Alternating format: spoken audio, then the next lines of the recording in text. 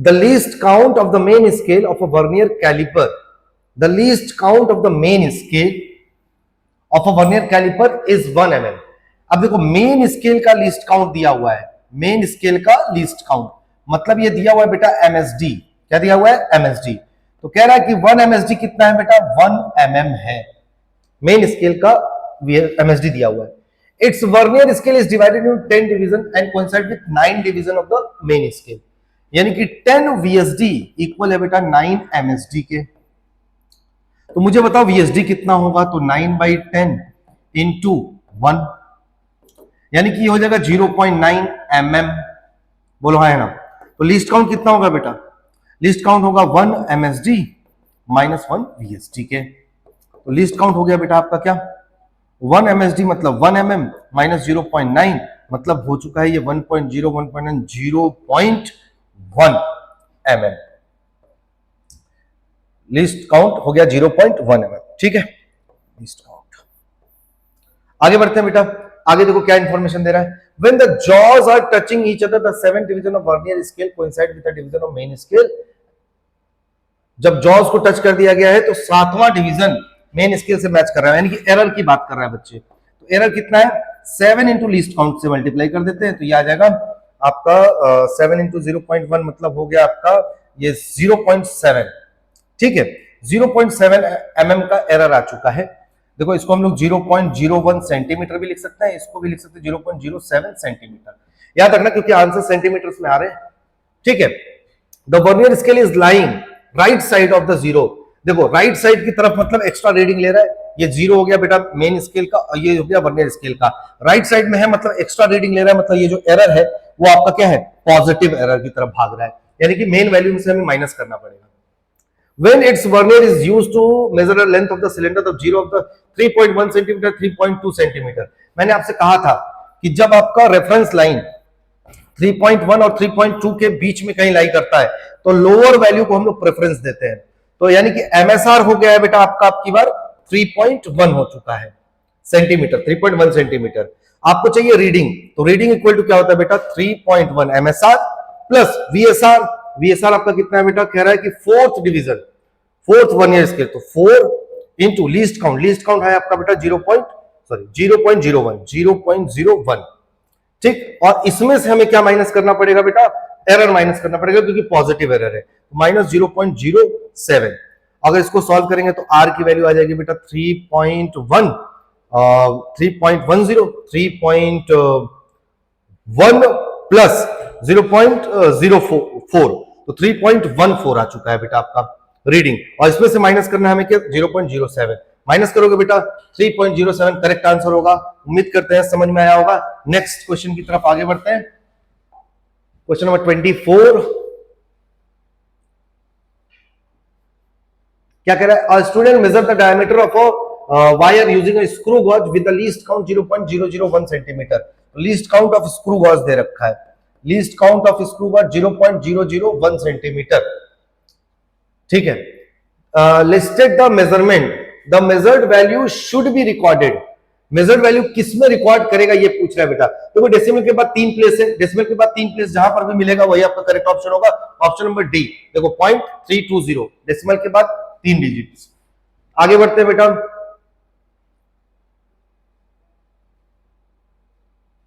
अब देखो यहां पर क्या कह रहा है, the main scale of a vernier calliper has n division. Main scale n division per centimetre. Main scale of a vernier calliper has n division per centimetre. 1 centimetre में कितने डिवीजन है मेन स्केल में, 1 centimetre equal to n division. ठीक, तो MSD कितना होगा बेटे 1 upon number of division centimetre. Clear है बेटा, 1 अपॉन n सेंटीमीटर. ठीक, n division vernier scale coincide with n-1, तो n VSD कितने के इक्वल हो गया बेटा n-1 MSD के इक्वल हो चुका है. लीस्ट काउंट इक्वल टू कितना होगा आपका, लीस्ट काउंट इक्वल टू होता है बेटा 1 MSD माइनस 1 VSD होता है. तो लीस्ट काउंट 1 MSD कितना है बेटा, 1 MSD है आपका 1/n और 1 VSD कितना है बेटा n-1 अपॉन n. क्लियर, तो लीस्ट काउंट कितना होगा बेटा आपका, n आपके पास कॉमन आ चुका है तो मिल चुका है आपको n-1 upon n. n-1 upon n. The vernier caliper is 1 n minus 1. The main scale of vernier caliper has n division per centimeter and n division of the vernier scale coincide with n minus 1 division of the main scale. ठीक है, तो यहां पर बेटा यहां पर कह रहा है आपसे कि n VSD, तो VSD कितना हो गया आपके पास? VSD हो गया बच्चे n माइनस 1 अपॉन n, और MSD कितना है बेटा? 1 बाई n, यही छूटा हुआ था, तो VSD कितना होगा बेटा? n minus 1 upon n square. Clear है? अभी लिस्ट काउंट निकालना है, तो list count equal to 1 MSD minus 1 VSD। Subtract करते हैं, 1 MSD कितना है बेटा आपका? 1 अपॉन n माइनस ये कितना आएगा? n minus 1 upon n square. इन दोनों का एलसीएम कितना आएगा? n स्क्वायर आएगा। यहां मिलेगा n minus n plus 1, n से n कट गया, ये आ गया 1 अपॉन n स्क्वायर। क्या मेरी बात समझ में आ चुकी है? ऑप्शन नंबर डी आपका करेक्ट होगा। आगे बढ़िए नेक्स्ट की तरफ। क्वेश्चन नंबर 5 25 हो चुका है, 26 की तरफ बढ़ेंगे बेटा। कह रहा है the length breadth and thickness of a strip, length दिया है, ब्रेथ दिया है और थिकनेस दिया है respective. The most probable error in its volume, volume में मोस्ट प्रोबेबल एरर पूछ रहा है बेटा। आपको बताओ वॉल्यूम क्या होता है? वॉल्यूम क्या होता है किसका? Thickness of a strip. Length दिया है, ब्रेथ दिया है, थिकनेस दिया है, तो वॉल्यूम होता है बेटा LBH। क्या होता है? LBH। तो डेल्टा V अपॉन V ये पूछ रहा है बेटा आपका, क्या होगा? Delta L upon L plus delta B upon B plus delta H upon H। सारी वैल्यूज को रखेंगे, सॉल्व करेंगे, मोस्ट प्रोबेबल एरर बताना है आपको, मोस्ट प्रोबेबल एरर। ठीक है, यानी कि आपको चाहिए डेल्टा V की वैल्यू। एक काम करते हैं बेटा, सारी वैल्यूज को सब्स्टिट्यूट करते हैं। डेल्टा L आपका 0.1 दिया हुआ है, रख देते हैं 0.1 अपॉन ये दिया हुआ है 10 प्लस डेल्टा B आपका दिया हुआ है कितना बेटा? डेल्टा B आपका दिया हुआ है, लेंथ रख दिया हमने B की वैल्यू है 0.01 अपॉन 1। ठीक है, और H की वैल्यू कितना दिया बेटा? 0.001 अपॉन 0.1। क्लियर? देखो यहाँ पर 0.1 दिया, 0.001 और 0.1 दिया हुआ है ये आपके पास। क्लियर? तो हमें ये LBH मिल चुका है। आपको चाहिए डेल्टा V बाई V। क्या पूछ रहा है बेटा? एरर बस पूछ रहा है ना, the most probable error in its volume will be. तो वॉल्यूम पहले आपको निकालना पड़ेगा प्यारे बच्चे, है ना। वॉल्यूम कैसे निकालेंगे आपको? देखो वॉल्यूम इक्वल टू होता है LBH, यही निकाल लो। L आपका 10, B आपका 1 और H का हो गया 0.1। तो मुझे लगता है ये आएगा वॉल्यूम 1, तो वॉल्यूम की वैल्यू आएगी 1, डेल्टा V 1। बेटा इसको करेंगे तो ये आ जाएगा 0.01 प्लस 0.01 प्लस, अगर मैं ऊपर नीचे 10 से मल्टीप्लाई करता हूं तो ये भी आ जाएगा 0.01। तो डेल्टा V की वैल्यू कितनी आ जाएगी? 0.01 यानी कि 0.03। बोलो हाँ या ना बेटा? 0.03 ऑप्शन नंबर ए में आ रहा है, तो यही करेक्ट होगा। नेक्स्ट आगे की तरफ बढ़ते हैं। क्वेश्चन नंबर 26 हो चुका है बेटा। अब आ जाते हैं क्वेश्चन नंबर 27 की तरफ। Question number 27, the dimension formula of magnitude magnetic flux. Magnetic flux equal to क्या होता है बेटा? Phi equal to magnetic field into area, यही होता है ना फ्लक्स। तो इसका मैग्नेटिक आपको क्या चाहिए? ठीक है, flux phi equal to B मतलब F इक्वल टू BIL, तो B equal to F upon IL। समझ आ रही है ना? आज ही कराया मैंने ये। इनटू एरिया A आपको फाई मिलेगा बेटा क्या? ML T पे power -2 into L square upon AL। Solve करेंगे, फाई इक्वल टू क्या मिल जाएगा बेटा? M, एक L से L कट चुका है तो मिला L स्क्वायर T पे power -2 upon area, sorry current है ना, हाँ करंट A। तो फाई इक्वल टू क्या मिलेगा बेटा? ML स्क्वायर T पे पावर -2 A पे पावर -1, A पे पावर -1 करंट है। ठीक है, करंट को ये कूलम और चार्ज के टर्म में रखा है बेटा, तो यानी कि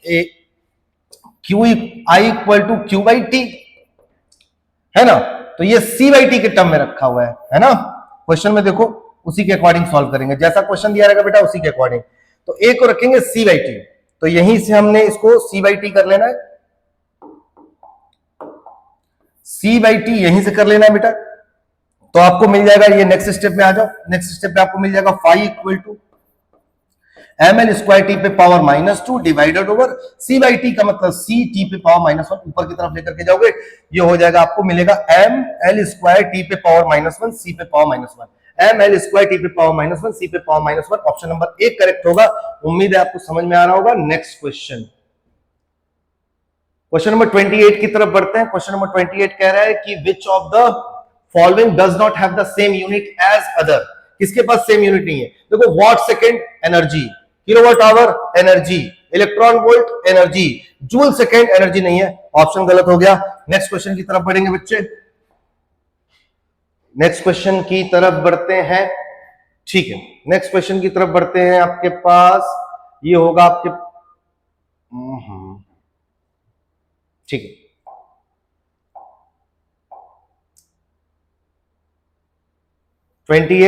अब आ जाते हैं 29 की तरफ। ठीक, कह रहा है suppose the refractive index mu is given as mu equal to a plus b upon lambda square where a and b are constant, lambda is the wavelength, then the dimension of b are same as that of, देखो बेटा new equal to लिखा हुआ है a plus B upon lambda square. ध्यान रखना refractive index क्या होता है? Speed of light upon speed of light, cut गया तो यानी कि न्यू आपका क्या हो गया? डायमेंशन लेस हो गया, डायमेंशन लेस हो चुका है। और dimensionless a plus B upon lambda square, इसका मतलब ये भी डायमेंशन लेस होगा, तो b अपॉन लैम्डा स्क्वायर क्या बनेगा बेटा? Dimension less. तो b इक्वल टू क्या मिल गया बेटा? लैम्डा स्क्वायर, लैम्डा मतलब लेंथ, मतलब एल स्क्वायर, तो यानी कि b आ रहा है एल स्क्वायर और एल स्क्वायर मतलब एरिया, तो ये आ गया ऑप्शन नंबर सी। क्या मेरी बात समझ आ रही है? b का डायमेंशन पूछ रहा था बेटा, बिल्कुल सही है।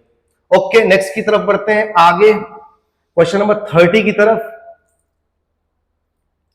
कह रहा है अ वायर हैज 0.3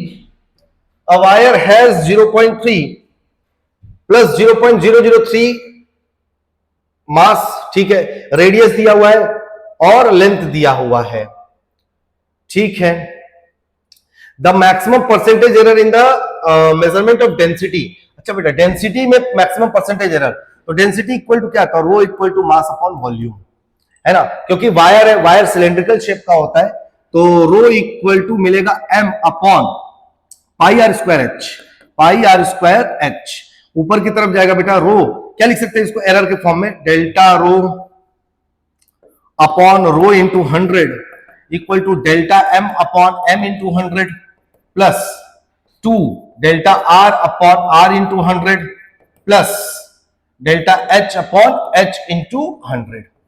सारी वैल्यूज को आपको सब्स्टिट्यूट करना पड़ेगा बेटा। डेल्टा m ग्राम में दिया हुआ है 0.003 अपॉन 0.3 इंटू 100 कर लेते हैं, प्लस 2 इंटू रेडियस बेटा mm में दिया है, तो इसको हमें सेंटीमीटर में करना पड़ेगा, ठीक है। तो डेल्टा r हो गया 1 जीरो और बढ़ा दो 0.0005 अपॉन 0.05, क्लियर है? ओके, इंटू 100 आपने कर लिया इसमें, प्लस डेल्टा एच लेंथ दिया, ठीक है, 0.06 अपॉन 6, ठीक है। आइए इसको सॉल्व करते हैं। ये आपने 100 इसको दे दिया, तो यानी कि मिला 0.3 अपॉन 0.3, ठीक, प्लस 2 आपने 100 इनको भी दे दिया, तो ऊपर भी मिला 0.05, नीचे भी मिला 0.05। आपने यहां पर इसको सॉल्व किया, अच्छा इंटू 100 यहां छूटा हुआ है बच्चे, इंटू 100 से मल्टीप्लाई करेंगे तो ये 6 अपॉन 6 आ जाएगा, यानी कि सब 1 1 1 आ रहा है, क्योंकि ये 1 हो गया प्लस 2 इंटू 1 हो गया प्लस 1 आ गया, यानी कि 4 आ गया। 4 will be the correct option, option number D, clear है? चलिए आइए नेक्स्ट की तरफ बढ़ते हैं, क्वेश्चन नंबर 31। क्या कह रहा है बेटा? What is the dimension of magnetic field in terms of coulomb m l and t? Dimension of magnetic field B, बेटा B MLT के टर्म में, तो B इक्वल टू क्या होता है बेटा? B इक्वल टू होता है F इक्वल टू BIL, तो B equal to F upon IL। F आपका क्या होगा बेटा?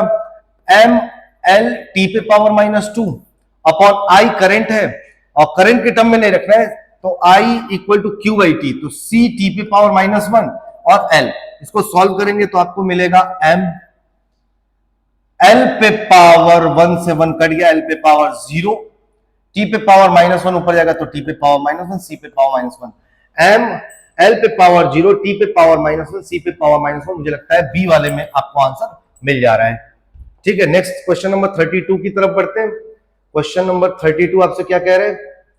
कह रहा है if voltage across a bulb rated 220 volt 100 watt drops by 2.5% of its rated value, the percentage rated value by which the power would decrease. देखो P equal to, ध्यान रहे,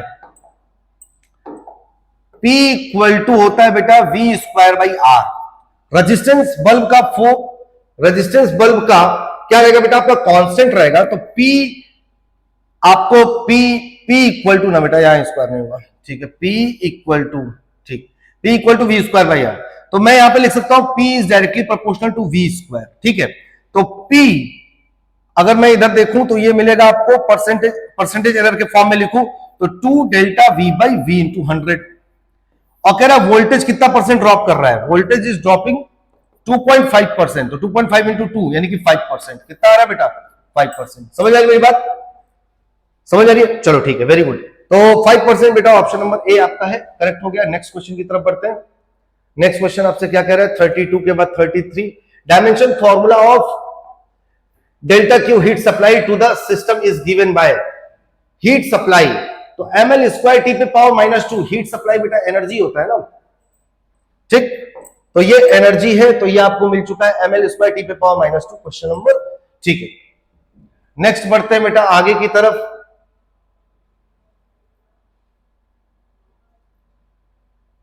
क्या कह रहा है बेटा, if energy E, velocity V and time T are chosen as the fundamental quantities, the dimension formula of the surface tension will be. Surface tension का dimension formula, तो सरफेस टेंशन क्या होता है बेटा, सरफेस टेंशन होता है S equal to F by L, S equal to F by L।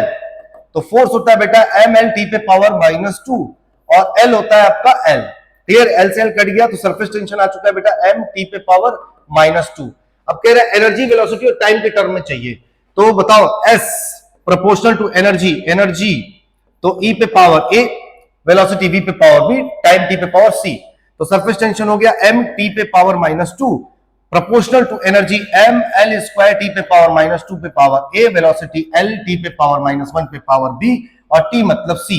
एक काम करते हैं, सबको मैच करके लिखते हैं, m T पे पावर -2 प्रोपोर्शनल टू m पे पावर A L पे पावर 2A प्लस B और T पे पावर -2A माइनस B और प्लस C। अब इन सभी को सॉल्व करते हैं बेटा, m पे पावर A और यहां पर A इक्वल टू 1 आ गया। देखो दोनों तरफ m के पावर को कंपेयर किया, A की वैल्यू 1 आ गई। अब आ जाते हैं L, L क्या है बेटा 2A प्लस B है ना, 2A प्लस B, यहां पर L है ही नहीं, तो A की वैल्यू 1 रखो तो 2 प्लस B इक्वल टू 0। तो मुझे लगता है B इक्वल टू -2 आएगा, ठीक है। B की वैल्यू -2 आ चुका है और C की वैल्यू निकाल लेते हैं बेटा, सारी वैल्यूज रखो तो ये आएगा -2A minus B plus C equal to कितने के बराबर बेटा, -2 के बराबर। A की वैल्यू कितनी है 1, तो -2 इंटू 1 माइनस B की वैल्यू -2 तो +2 प्लस C इक्वल टू -2। अब अगर मैं इसे सॉल्व करूं तो ये कट चुका है बेटा, C की वैल्यू -2 आ चुका है। तो मेरा एक्सप्रेशन क्या बनेगा, मेरा एक्सप्रेशन यहां देखो क्या बनना है, E पे पावर 1 V पे पावर -2 और T पे पावर -2, V पे पावर -2 T पे पावर -2, ये आ चुका है बेटा। ऑप्शन नंबर बी करेक्ट होगा। नेक्स्ट क्वेश्चन की तरफ आगे बढ़ते हैं। क्वेश्चन नंबर 35 क्या कहता है, ठीक है, क्या कह रहा है बेटा, given vector A, the angle between A and Y axis. अगर मैं कोई ग्राफ बनाता हूं बेटा, यहां पे देखो, अगर मैं यहां पर X एक्सिस और Y एक्सिस का वेक्टर A बनाता हूं, वेक्टर A मतलब 2i कैप और प्लस 3j कैप, तो X में इसकी वैल्यू कितनी है बेटा 2, Y में इसकी वैल्यू कितनी है 3, क्लियर है। और ये आपका Y एक्सिस, तो कह रहा है Y एक्सिस के साथ कितना एंगल बना रहा है, theta. Theta equal to perpendicular theta tan theta equal to perpendicular, मतलब ये वैल्यू यू कितना है 2 अपॉन परपेंडिकुलर अपॉन बेस ये वैल्यू कितनी है बेटा, ये वाली Y की तरफ वैल्यू कितनी है 3, तो theta equal to tan inverse 2/3, tan inverse 2/3 option number B correct होगा। आगे बढ़िए, 35 के बाद आता है बेटा 36 नंबर। कह रहा 5 equal forces 10 newton each are applied at one point and all are lying in one plane, act at one point and all are lying in one plane. देखो एक ही प्लेन में एक ही पॉइंट पे सारे फोर्स लग रहे हैं, 5 फोर्सेस लग रहे हैं, ठीक है। अब मुझे एक बात बताओ, एक पॉइंट पे किसी प्लेन में अगर सारे फोर्सेस लग रहे हैं तो सारे फोर्सेस का जो एंगल सम होता है वो कितना होता है बेटा 360। कितने फोर्सेस है? 5 नंबर ऑफ फोर्सेस का सम 360। समझ रही बात? एंगल कितना होगा? Theta. Theta between each force, दोनों फोर्सेस के बीच का फोर्स कितना होगा बेटा? 360 अपॉन 72। 372 रिजल्ट आएगा बेटा इसका।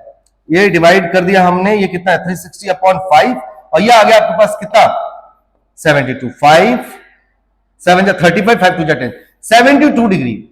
यानी कि हर एक किसी प्लेन में किसी पॉइंट पे 5 नंबर ऑफ फोर्सेस लग रहे हैं, सबके बीच का एंगल कितना है बेटा? 72 डिग्री है। तो इसका मतलब है कि ये एक रेगुलर पॉलीगन बनाएगा, और रेगुलर पॉलीगन कितने? 5 फोर्सेस का। तो इनका वेक्टर सम कितना आएगा बेटा? 0 आएगा। वैसे तो इस लाइन से ही समझ में आ जा रहा है, at one point and all are lying in one plane, one plane पे है, सेम पॉइंट पे लग रहा है, रेगुलर पॉलीगन पता चल रहा है इससे। हर एक एंगल 72 डिग्री यानी कि रेगुलर पॉलीगन है। क्लियर है बेटा? तो 0 इसका करेक्ट आंसर होगा। आगे की तरफ बढ़ते हैं, नेक्स्ट क्वेश्चन नंबर 37 की तरफ बढ़ते हैं बेटा। क्वेश्चन नंबर 37 आपसे क्या कह रहा है? Find the resultant of 3 vector OA, OB and OC। तो देखो OA जो है बेटा वो R है, OA जो है बेटा ये R है, ये भी R है। लेकिन अगर आप OB को देखो तो AB के 2 कंपोनेंट्स निकल करके आएंगे, एक इधर की तरफ जिसको हॉरिजॉन्टल ले लेते हैं। तो क्या पूछ रहे हैं? Find the resultant of 3 vector. तो OA vector plus OB vector plus OC vector का रिजल्टेंट पूछ रहा है। क्लियर है? और रिजल्टेंट मतलब मैग्नीट्यूड के साथ, इसका मैग्नीट्यूड भी पूछ रहा है। क्लियर है? चलो आओ ठीक है। तो पहले OA किधर है बेटा? R I cap. ठीक। OC किधर है? देखो OC ऊपर की तरफ है ना, plus R J cap. Clear? B किधर की तरफ है? B का एक कंपोनेंट x एक्सिस पे गिरा दो, तो R cos 45 डिग्री, और ये कितना बेटा? I cap. ठीक। और इसका एक कंपोनेंट इधर गिरा दो, R cos sin 45 J cap. तो क्या मिल जाएगा आपको?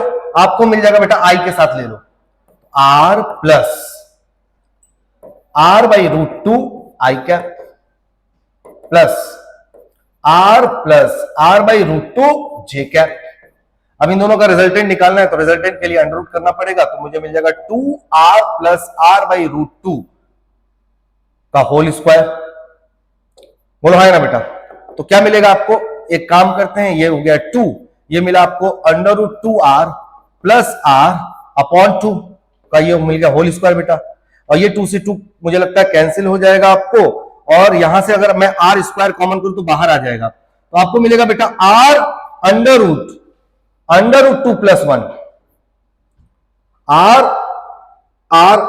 अच्छा ठीक है, होल स्क्वायर है ना बेटा, तो ये वाला गायब हो जाएगा आपका, ये अंडर रूट आपका गायब हो जाएगा। ठीक, ये वाला अंडर रूट आपका गायब हो जाएगा, तो R अंडर रूट 2 प्लस 1 ये आंसर आएगा। तो ऑप्शन नंबर बी आपको मिल रहा है। ठीक, नेक्स्ट क्वेश्चन की तरफ बढ़ेंगे बेटा।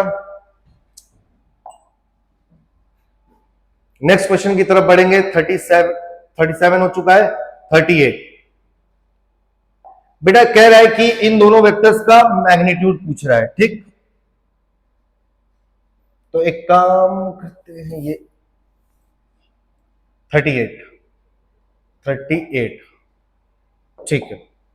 The magnitude of vector which comes on addition of two vectors 6i cap plus 7, कह रहे हैं इन दोनों को ऐड करना है बेटा। 6i cap plus 7j cap plus 3i cap plus 4j cap, इन दोनों को ऐड करो तो 6 3 9i cap plus 7 4 11j cap, और कह रहे हैं इनका रिजल्टेंट कितना आएगा, तो 9 का 81 प्लस 11 का 121, तो दोनों का सम कितना आ जाएगा आपका 202। समझ रही बात? Option number C correct answer है। ठीक है, नेक्स्ट आगे बढ़ेंगे। 38 के बाद 39।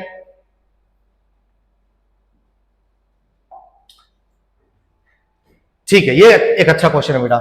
कह रहा है let vector C equal to vector A plus B, then magnitude of C is always greater than magnitude of A. It is possible to have magnitude of vector c is less than magnitude of vector a and magnitude of c is less than magnitude of b. c always equal to a plus b, c never equal to a plus b. देखो यहां पर कह रहा है कि vector c जो है ना बेटे, वेक्टर c इक्वल है vector a plus vector b के सम के। ठीक, हमें मैग्नीट्यूड निकालना है, तो c का मैग्नीट्यूड कैसे निकाल सकते हैं बेटा? अंडर रूट, हमें पता है a square plus b square plus 2ab cos theta, यानी कि resultant of C is dependent on theta. ध्यान से, C is always greater than A. C जो है वो ए से हमेशा बड़ा होगा, हमेशा। देखो यहां पर रिस्ट्रिक्शन है, हमेशा होना चाहिए बड़ा, लेकिन हमें पता है बेटा जो सी है उसका बड़ा या छोटा होना यहां पर डिपेंड करता है कि थीटा कितना है। मेरी बात समझ आ रही है? तो सी आपका ए से हमेशा बड़ा हो ऐसा जरूरी नहीं है। हमेशा, देखो ऑलवेज लिखा है ना, ऑलवेज ग्रेटर देन, हमेशा नहीं हो सकता भाई। अगर ये थीटा ऑब्ट्यूस एंगल में चला जाए, 90 से ज्यादा हो जाए तो नेगेटिव में हो जाएगा। मेरी बात समझ आ रही है? तो इसकी वैल्यू क्या हो जाएगी? कम हो जाएगी। एक सी की वैल्यू ए से क्या हो जाएगी? कम हो जाएगी। मेरी बात समझ आ रही है? चलो, कह रहा है it is possible to have C less than A and C less than B. कह रहे हैं जो सी की वैल्यू है बेटा वो ए और बी दोनों से छोटी है, ऐसा पॉसिबल है।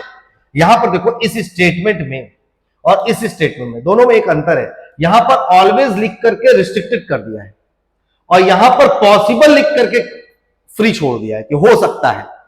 तो सी की वैल्यू ए या बी से क्या छोटी हो सकती है। जैसे एग्जांपल के तौर पे मान लो कि आपके पास यहां पर एक 4 न्यूटन का फोर्स लग रहा है और इधर की तरफ एक 3 न्यूटन का फोर्स लग रहा है। मेरी बात समझ आ रही है? अब इन दोनों के बीच में एंगल कितना बना? 180 डिग्री। अगर इनका रिजल्टेंट निकालोगे तो कितना आएगा बेटा? 1 न्यूटन। तो जो सी आ रहा है, जो सी आ रहा है वो 4 से भी छोटा है, 3 से भी छोटा है। बोलो है ना? तो it is possible to have, possible है कि ऐसा हो सकता है, तो ये पॉसिबल हो सकता है। C is always equal to A plus B. अरे नहीं भाई, फिर यहां पर देखो रिस्ट्रिक्शन आ चुका है। सी ऑलवेज ए प्लस बी नहीं हो सकता, हमेशा ए प्लस बी के बराबर नहीं हो सकता। C is never equal to A plus B. बेटा नहीं, यहां पर भी रिस्ट्रिक्शन लगा दिया नेवर का।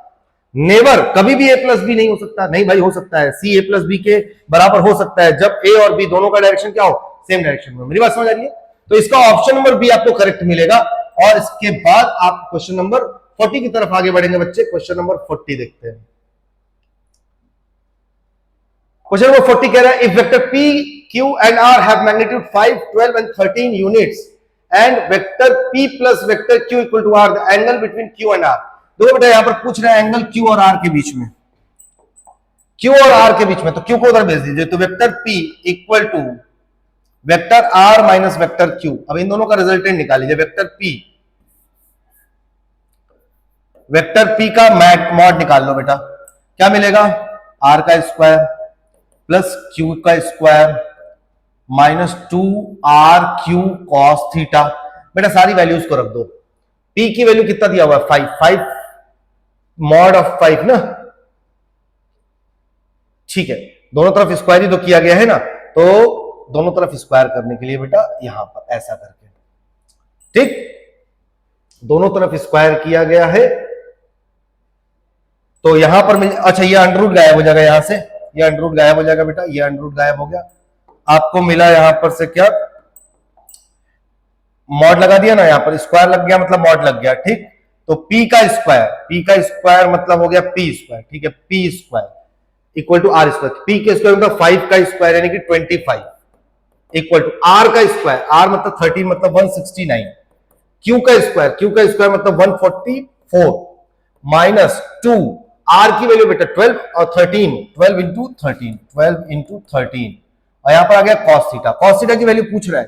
तो एक काम करते बेटा इन दोनों को ऐड करते हैं। 9 4 3 1 6 4 10 0 1 1 11 1 1 1 2 1 3, तो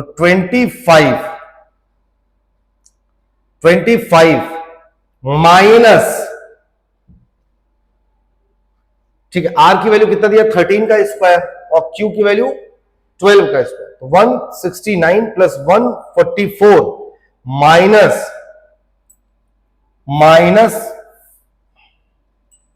थोड़ा सा इरेज करना पड़ेगा यहां पे, ठीक है।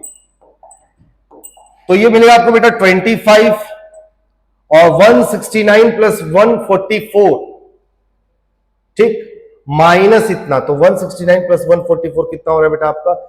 9 4 13 3 हो गया 1 6 4 10 1 1 एंड 1 1 2 1 3, तो 25 माइनस 3 313 इक्वल टू कितना आ रहा है बेटा आपका? यहां पर -24 इंटू 13 कॉस थीटा। क्लियर है बच्चे? यहां से माइनस करेंगे तो आपके पास 13 में से 5 गया 8 और यहां पर से आपको मिला 8। ठीक है, तो 3 1 3 25 यहां पर आ गया बेटा 8, यहां पर आ गया 8 और यहां पर आ गया 2, 288 आ रहा है। समझ रहे मेरी बात? 288 इक्वल टू, वो भी माइनस साइन के साथ, -24 इंटू 13 कॉस थीटा।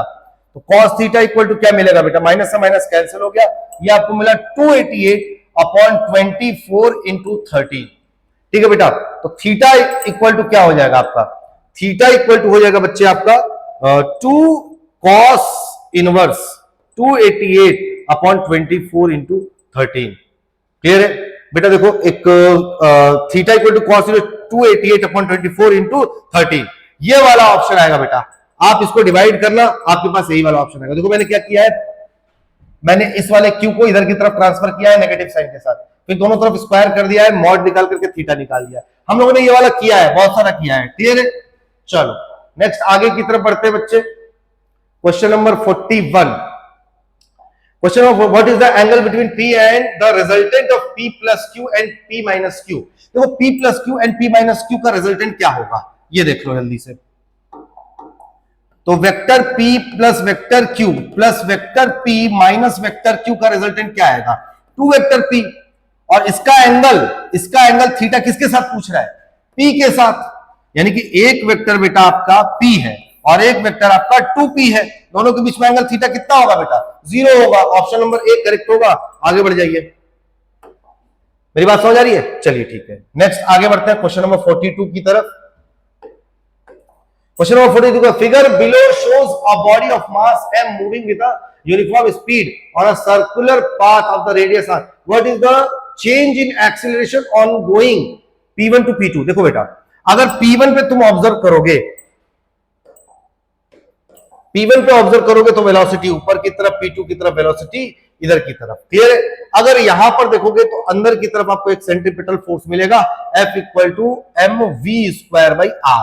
मेरी बात समझना, m हो गया ma equal to mv square by r, m से m कैंसिल हो गया, a आ रहा है आपका पास v square by r।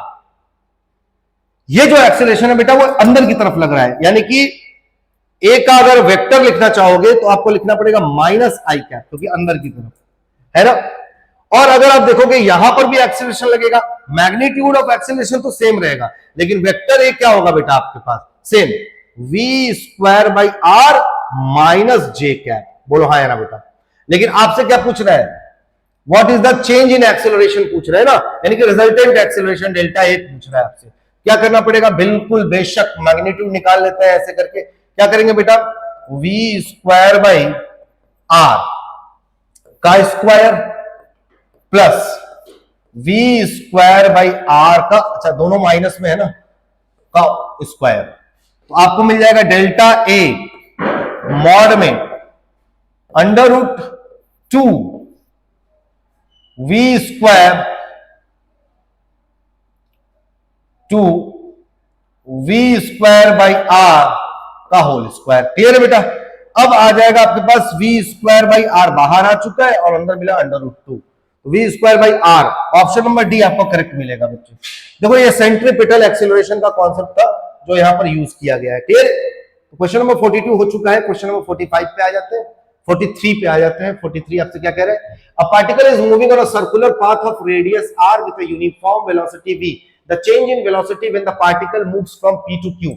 p से q की तरफ गया, POQ 40 डिग्री दिया हुआ है ना बेटा। देखो यहां पर वेलोसिटी कितना है v, यहां पर वेलोसिटी कितना है v। चेंज इन वेलोसिटी पूछ रहे हैं, चेंज इन वेलोसिटी। तो क्या मतलब पूछ रहा है बेटा? Delta v, v2 vector minus v1 vector. मेरी बात समझ रही है? तो डेल्टा v, अच्छा देखो मैग्नीट्यूड में पूछ रहा है तो डेल्टा v का मैग्नीट्यूड निकाल लेते हैं। यहां पर क्या मिलेगा? Under root v2 square plus v1 square minus 2 v2 v1 cos 40 degree, क्योंकि दोनों के बीच का एंगल कितना है बेटा? 40 डिग्री है। तो डेल्टा v वेक्टर का मॉड जो निकल करके आया वो क्या मिला बेटा? v square plus v square minus 2v square cos 40 degree. तो यहां से डेल्टा v चेंज का जो मैग्नीट्यूड आया बेटा कितना आया? 2v स्क्वायर कॉमन कर लो, तो 2v तो कॉमन हो चुका है बाहर, अंदर मिला 1 माइनस 1 माइनस cos 40 डिग्री, देखो v स्क्वायर 2v स्क्वायर, और फिर यहां पर आ चुका है 2v स्क्वायर। 2 कहां आएगा, 2 तो अंदर ही रहेगा अभी, ये 2 बेटा अभी अंदर ही रहेगा, तो यानी कि ये 1 माइनस कॉस 40 और यहां पर 2 आ गया। तो डेल्टा v मैग्नीट्यूड कितना है बेटा, v अंडर रूट 2 तो रहने देते हैं बेटा। मैंने कहा था 1 और cos का जब भी ऐसा रिलेशन दिखे तो cos 2 थीटा का फॉर्मूला लगाते हैं, 1 एलिमिनेट करते हैं, क्या मिलेगा बेटा, 1 माइनस की जगह पे प्लस हो जाएगा, 2 साइन स्क्वायर 40/2, थीटा बाई 2 वाला फॉर्मूला लगा रहे हैं बेटा। तो v अंडर रूट, बेटा ये 1 से 1 कट गया, 2 2 जा 4 साइन स्क्वायर 40/2, तो ये आ जाएगा 2 साइन 20, तो 2v रिजल्टेंट आ रहा है बेटा 2v sine 20 degree, 2v sine 20 degree. Option number C आपका करेक्ट आ रहा है। नेक्स्ट आगे की तरफ बढ़ते हैं बेटा, क्वेश्चन नंबर 43 के बाद क्वेश्चन नंबर 44।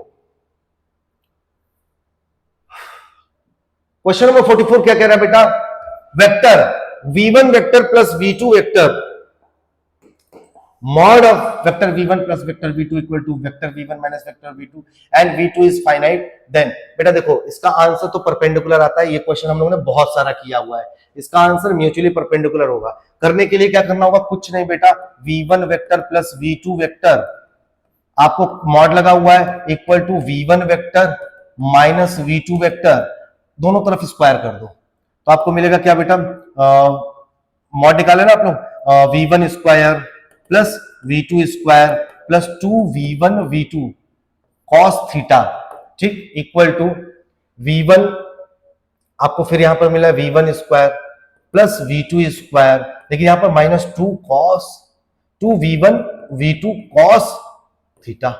मेरी बात समझ आ रही है, दोनों के बीच का एंगल पूछ रहे हैं आपसे, तो देखो यहां पर v1 कैंसिल हो गया, इधर लेकर के आओ तो 4v1 v2 cos थीटा हो चुका है 0, ये पूरा इधर जाएगा बेटा 0, cos थीटा की वैल्यू कितनी आ गई 0, थीटा कब 0 होता है बेटा, cos में 90 डिग्री पे, तो v1 and v2 are mutually perpendicular. Next question की तरफ आगे बढ़ेंगे और लास्ट क्वेश्चन होगा ये हमारे सेशन का, और ये होगा क्वेश्चन आपके पास क्या, a body constant to move in a Y direction subjected to a force, यानी कि ऑब्जेक्ट जो है बेटा वो वाई डायरेक्शन की तरफ मूव कर रहा है, ये आपके वाई डायरेक्शन की तरफ मूव कर रहा है, क्लियर है बेटा। वाई डायरेक्शन में कुछ भी डिस्प्लेसमेंट अगर वाई ले लेते हैं तो इसका जो कैप आएगा बेटा वो जे कैप आएगा, ठीक। चलो फोर्स इज गिवन, चलो ठीक है, इसके ऊपर एक फोर्स भी लग रहा है, फोर्स की वैल्यू कितना दिया बेटा, दिया हुआ -2i cap plus 15j cap plus 6k cap, इतना सारा फोर्स दिया हुआ है, ठीक। तो कह रहा है कि ऑब्जेक्ट 10 मीटर गया है, वेरी गुड, यानी कि आर वेक्टर जो दिया बेटा वो 10j कैप दिया हुआ है। आपसे पूछ रहा है वर्क डन, तो work done is the dot product of force and displacement, force है बेटा आपका पास -2i cap plus 15j cap plus 6k cap, और डॉट प्रोडक्ट है आर के साथ 10j कैप, जे कैप बेटा केवल जे कैप के साथ मल्टीप्लाई होगा, इन दोनों के साथ नहीं होगा, क्यों, क्योंकि 0 हो जाएगा, तो 15 इंटू 10 कितना है बेटा 150 जूल, 150 जूल, और ये आ गया वर्क डन आपके पास आ गया 150 जूल। ऑप्शन नंबर बी का करेक्ट होगा। उम्मीद है मेरे प्यारे बच्चों कि आपको आज का जो भी सॉल्यूशन दिया गया है वो सब आप कनेक्ट कर पाए हो। उम्मीद करते हैं कि नेक्स्ट टेस्ट में आपका परफॉर्मेंस और इनहैंस होगा। All the very best for your future doctors, love you all, जय हिंद जय भारत।